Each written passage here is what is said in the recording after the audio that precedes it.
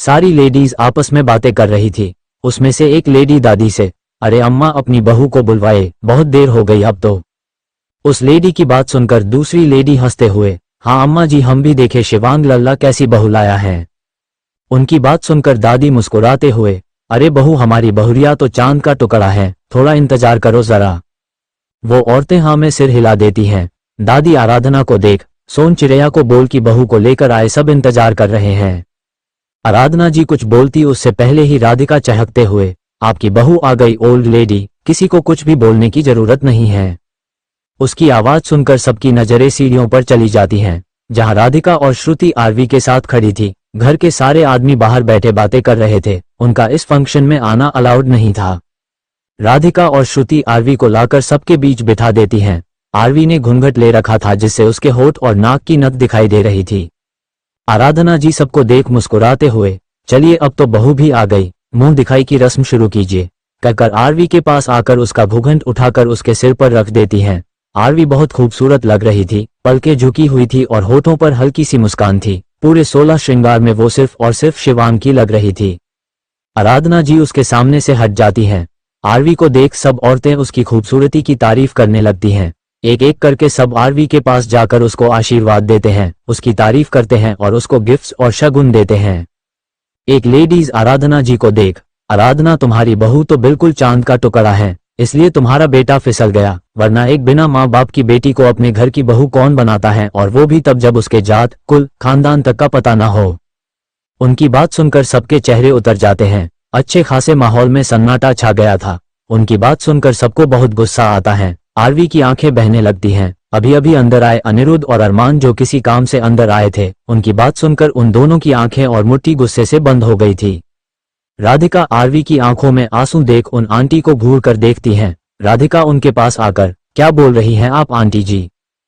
ठीक ही बोल रही हूँ बेटा, खूबसूरती अपनी जगह, लेकिन जिस लड़की को यही नहीं पता कि परिवार होता क्या है, उसके साथ रहा कैसे जाता है, उसको जोड़कर कैसे रखा जाता है, परिवार की अहमियत क्या होती है, इसकी माँ नहीं है तो इसको किसी ने सिखाया ही नहीं होगा, वो औरत व्यंग से मुस्कुरा कर कहती है।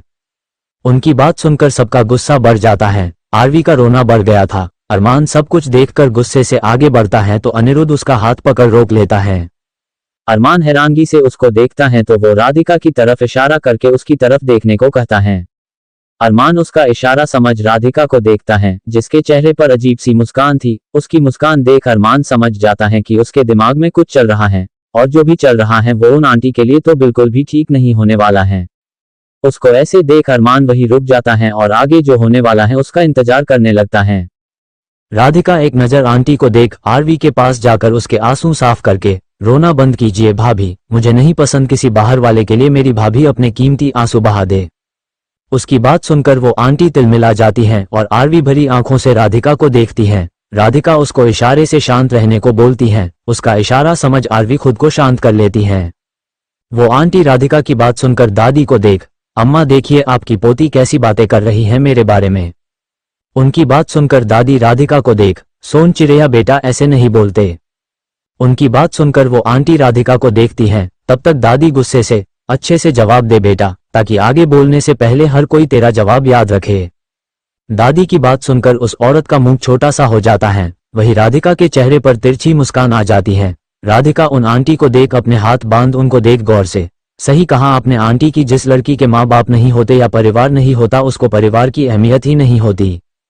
राधिका की बात सुनकर वो आंटी खुशी से फूल जाती हैं और वो राधिका को देख, हाँ बिटिया मैं भी तो यही कह रही थी, अब इतने सालों से मैं जानती हूँ तुम सबको, एक परिवार जैसे हैं हम, इतना अच्छा घर है, सब एक साथ रहते हैं, अब किसी ऐसी वैसी लड़की की वजह से टूट जाए तो मुझे बहुत बुरा लगेगा। राधिका उनके पास आकर हल्के से मुस्कुराते हुए, thank you so much aunty, आपको हमारी इतनी फिक्र है। वैसे आंटी मैंने सुना है देविका दीदी को उनके घर वालों ने अलग कर दिया क्योंकि वो आए दिन लड़ाई करती थी वहां पर। राधिका की बात सुनकर उन आंटी का चेहरा उतर जाता है। देविका उनकी बेटी थी जो बहुत झगड़ालू थी, उसके ससुराल वालों से उसकी बनती नहीं थी और इसलिए उन लोगों ने उसे अलग कर दिया था।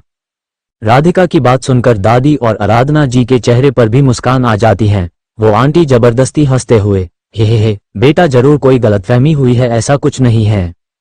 नहीं नहीं आंटी जी कोई गलतफहमी नहीं हुई है, देविका दी ने अपनी नंद के ऊपर हाथ उठाया था और वो अपने सास ससुर को खाना नहीं देना चाहती और सुबह शाम सुनाती है वो अलग और उनके साथ एक परिवार में रहना भी नहीं चाहती, इसलिए उन्हें अलग कर दिया गया। राधिका अपने हाथ बांधकर बोलती है। अब तो उन आंटी का मुंह ही बंद हो गया था।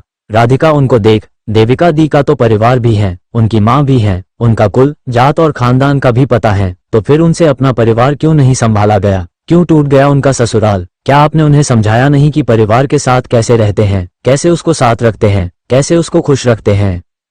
राधिका की बात सुनकर वो औरत गुस्से से, बिटिया लड़कियों का इतना बोलना अच्छी बात नहीं होती और तुम अपने से बड़ों का अनादर कर रही हो।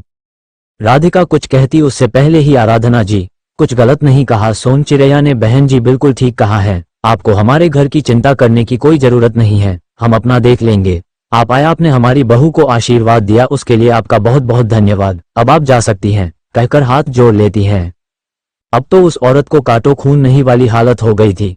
कहा उसने क्या सोचा था और कहा क्या हो गया। वो मुंह बनाते हुए आगे बढ़ जाती हैं। दरवाजे पर अरमान और अनिरुद्ध भी गुस्से से उन्हें घूर रहे थे जैसे ही वो उन्हें क्रॉस करती हैं।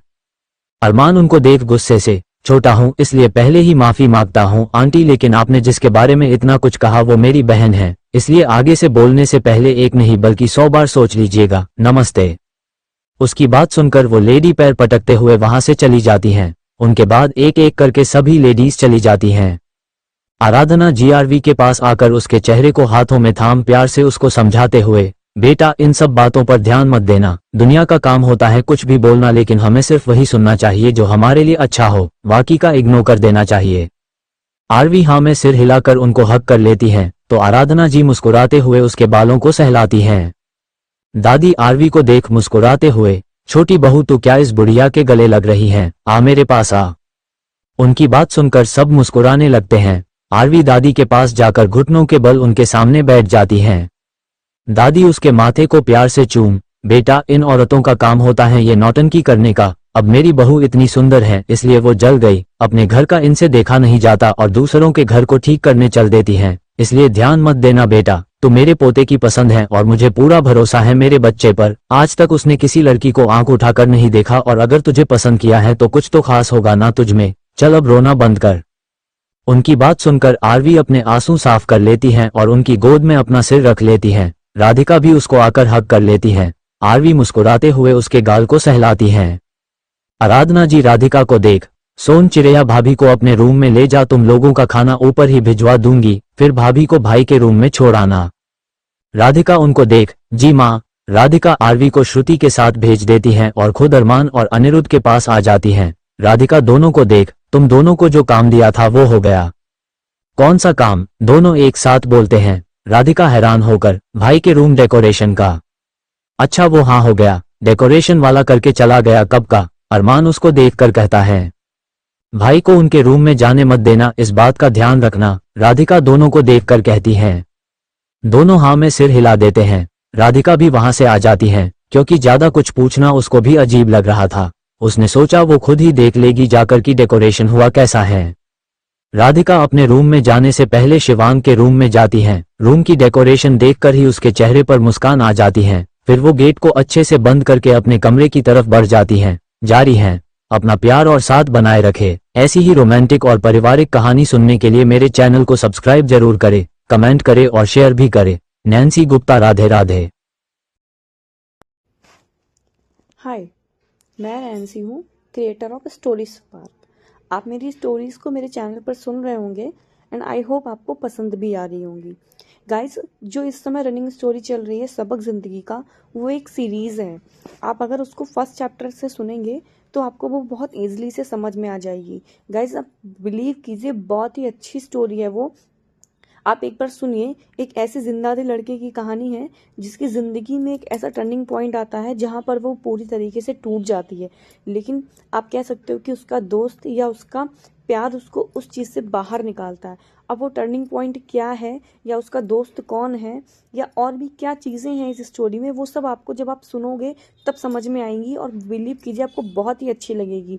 आज की टाइम जनरेशन में जो हो रहा है ये उसी से रिलेटेड एक कहानी है। आप प्लीज़ इसको एक बार सुनिए एंड समझने की कोशिश कीजिए। अगर आपको कहानी अच्छी लगती है तो मेरे चैनल को लाइक शेयर एंड सब्सक्राइब कीजिए। एंड अगर आपको स्टोरी से रिलेटेड कोई भी आइडियाज़ हैं या आप चाहते हो मैं इस स्टोरी में कुछ चेंजेस करूं, तो आप मुझे कमेंट सेक्शन में ज़रूर बताइए। Thank you so much.